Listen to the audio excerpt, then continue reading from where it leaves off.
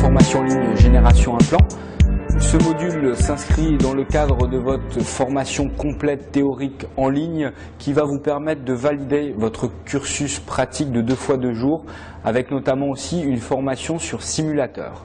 Le thème de ce module est les complications en implantologie. C'est un module extrêmement important puisque vous serez tôt ou tard confronté à l'une de ces complications et qu'il est important que vous sachiez réagir. On va donc diviser ce module en différentes parties chronologiques, les complications péropératoires, puis les complications post-opératoires immédiates. Ensuite, nous verrons les complications muqueuses et les complications prothétiques. J'aimerais, avant de commencer ce module, vous présenter ce cas que j'avais vu lorsque j'étais interne et que j'exerçais à l'hôpital Saint-Roch à Nice.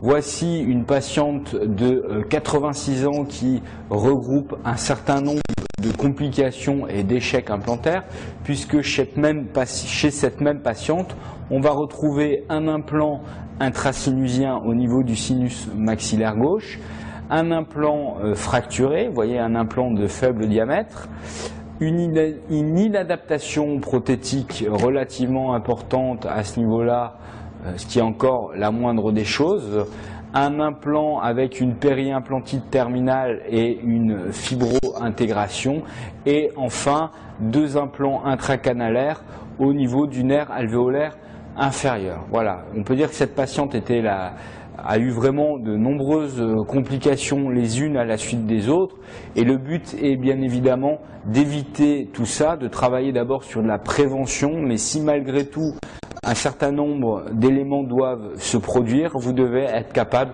de réagir. Le premier conseil que je voudrais vous donner, alors que je vous remets ici le programme que nous allons suivre avec les complications péropératoires, les post-op immédiates, les prothétiques et les gingivales, eh bien, le premier conseil que j'aimerais vous donner, c'est déjà vous dire que pendant l'intervention, en ce qui concerne les complications péropératoires, le patient est conscient. Et je ne sais pas si vous avez déjà subi une intervention chirurgicale sous anesthésie locale, vous passez en tant que patient la majeure partie de l'intervention à être à l'affût d'informations sur le déroulement de cette intervention, et votre seule question est la suivante: est-ce que tout se passe bien? Est-ce que tout se passe bien? Et si vous, en tant que praticien, cette fois-ci, vous avez des problèmes et que vous commencez à pester, à insulter votre assistante, à jeter des instruments au travers de la pièce chirurgicale, à dire « merde, merde, merde, merde, qu'est-ce qui se passe ?» Eh bien, de grâce, évitez de le faire, ne serait-ce que pour votre patient. Gardez votre sang-froid et il convient de le rassurer régulièrement, même si l'intervention ne se déroule pas comme on l'a prévu. Ensuite, quel que soit le type de complication, lorsqu'elle survient, comme je vous l'ai dit, il faut garder son calme, il faut rester discret et il faut communiquer de manière intelligente avec son aide opératoire pour éviter de donner trop de détails au patient. Éviter le « aspirer là, il y a plein de sang » ou « je baigne dans le sang » ou ce genre de petites phrases qui sont à mon avis très désagréables à l'oreille du patient.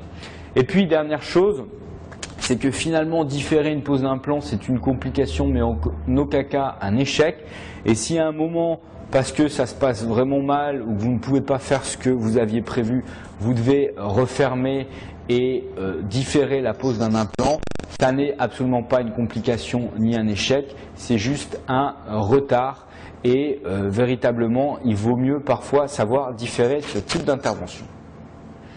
Première complication à laquelle vous pouvez être confronté pendant un acte chirurgical, c'est une stabilité primaire implantaire insuffisante.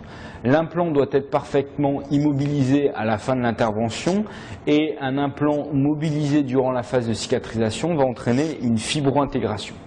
Les étiologies à ce manque de stabilité primaire sont les suivantes: un os de faible densité, une technique d'extraction-implantation immédiate où le volume osseux post-extractionnel est insuffisant pour permettre d'avoir une bonne stabilité, ou alors une ovalisation au cours du forage. Quelle conduite à tenir lorsque votre implant n'est pas assez bien fixé dans l'os? Tout d'abord, Si vous avez une mobilité latérale, vous pouvez être amené à enlever l'implant et à le remplacer par un implant de plus large diamètre. Si vous avez une mobilité en rotation, vous avez tout simplement à mettre une vis de couverture et vous allez augmenter le temps de cicatrisation, mais vous pouvez laisser l'implant en place. De manière systématique, vous pouvez mettre en nourrice l'implant et faire une intervention en 2 temps chirurgicaux avec l'utilisation d'une vis de couverture. C'est pour cette raison que même si dans les cas simples, je vous conseille depuis le début de ces formations de mettre d'emblée un pilier de cicatrisation, n'hésitez pas à avoir systématiquement dans votre matériel et dans votre stock des vis de couverture, des fois que l'intervention se passe plus mal que prévu et que vous n'ayez pas la stabilité escomptée avant l'intervention. Vous pouvez aussi de manière préventive utiliser des ostéotomes ou légèrement sous-forés de manière à ce que, avec l'utilisation d'un implant autotarodant, vous densifiez l'os autour de l'implant. Vous pouvez mettre un implant plus large ou reforer si vous le pouvez et que vous n'avez pas d'obstacle anatomique pour mettre un implant plus long. Le deuxième type de complication, c'est la perforation des cavités nasales ou sinusales au cours d'une intervention. Vous forez, vous rentrez, vous passez la corticale. Est-ce véritablement une complication? Oui. Une complication importante? Non, puisqu'on le sait depuis 1984 et des travaux de Bradmark que le taux de succès implantaire des implants pénétrant les fosses nasales est équivalent à ceux placés dans des conditions normales. Donc vous continuez l'intervention de manière classique, vous vissez votre implant, vous évitez de le faire pénétrer dans les fosses nasales ou sinusiennes de plus de 1 mm. Vous vous méfiez surtout si le sinus est infecté. À ce moment-là, on peut être amené à différer la pose de l'implant. Donc ce qui est important surtout, c'est l'absence de pathologie sinusienne et c'est tout l'intérêt de réaliser un examen tomodensitométrique avant. Si on a un épaississement plutôt de la membrane de Schneider au scanner avant l'intervention, demandez un avis ORL, notamment si vous devez placer un implant dans ce secteur. Ça évitera toute complication post-opératoire si jamais vous pénétrez dans le sinus. Et d'une manière générale, si on doit pénétrer dans un sinus même de quelques millimètres, on préférera utiliser une technique de Summers pour soulever la membrane plutôt que de perforer la membrane, ce qui fera qu'on aura un implant qui pénétrera dans le sinus sans aucune néoformation osseuse à l'apex, alors que si on arrive à soulever la membrane et à conserver son intégrité, on aura une néoformation osseuse à l'apex de l'implant. C'est le principe de la technique de Summers. Autre complication péropératoire, l'expulsion intrasinusale d'un implant. C'est une complication relativement importante de la chirurgie maxillaire. L'expulsion peut avoir lieu soit au cours de la chirurgie, dans ce cas-là c'est une vraie complication péropératoire, ou après et pendant la phase d'ostéo-intégration, c'est plus une complication post-opératoire. C'est notamment le cas d'implants qui sont mis avec des piliers de cicatrisation sous des prothèses adjointes.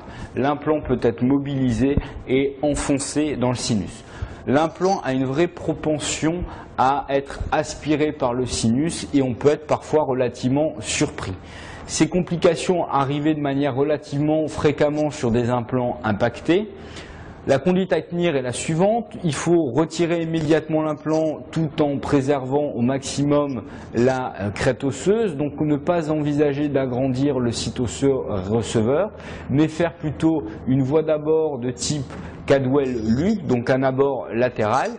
Redresser légèrement la tête de patient pour que l'implant ne soit pas dans le bas-fond sinusien et utiliser une aspiration avec un diamètre interne inférieur ou peu petit au diamètre de l'implant utilisé pour aspirer l'implant et venir l'attraper soit avec une précelle, soit avec l'aspiration.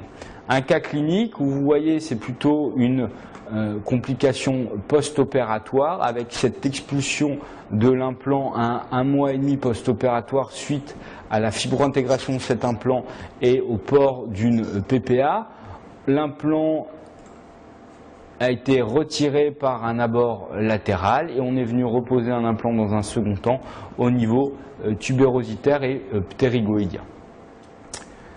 Autre complication, la fracture intraosseuse d'un foré. Personnellement, ça ne m'est jamais arrivé. Ça peut arriver sur des éléments rotatifs de faible diamètre, éventuellement la fraise boule initiale ou le foré pilote de 2 mm de diamètre.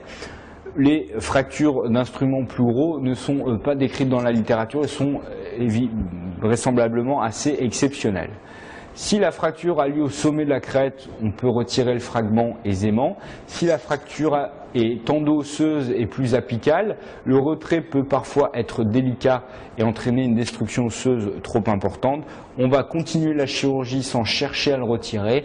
On prend éventuellement des radios péropératoires et en passant les forêts successifs, on doit être capable de retirer ce fragment de manière à poser un implant dans un site propre. L'exposition, la fenestration d'une partie de l'implant peut être une complication au niveau des crêtes osseuses fines.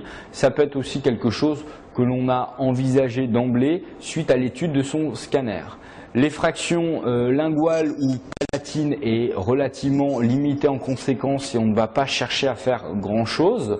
Au niveau vestibulaire, on peut avoir un problème de récession gingivale qui va entraîner des conséquences esthétiques, fonctionnelles et parodontales. C'est pour cette raison qu'il faut avoir systématiquement un matériau de comblement dans son stock de manière à venir combler le volume en vestibulaire, utiliser une membrane collagénique résorbable et ça permet de traiter cette complication de manière tout à fait classique.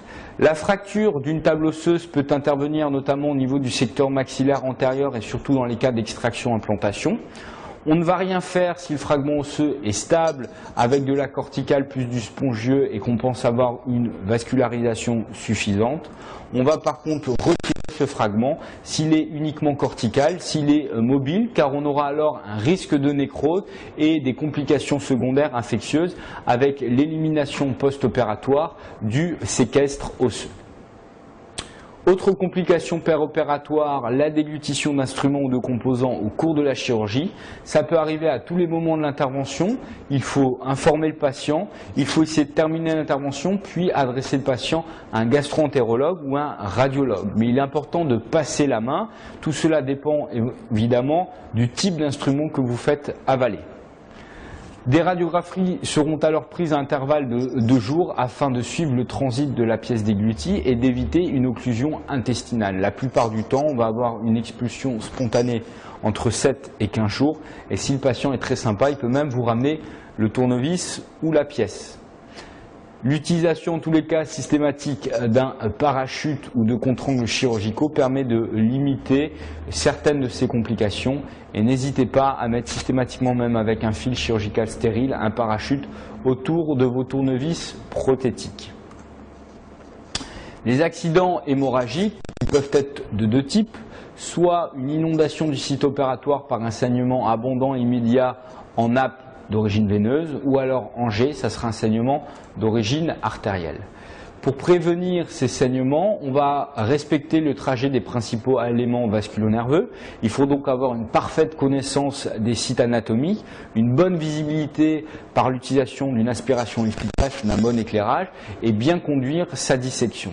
Le saignement peut ainsi être facilement jugulé par une compression du site opératoire. La conduite à tenir est la suivante. On va réanesthésier le site avec une solution contenant un vasoconstricteur.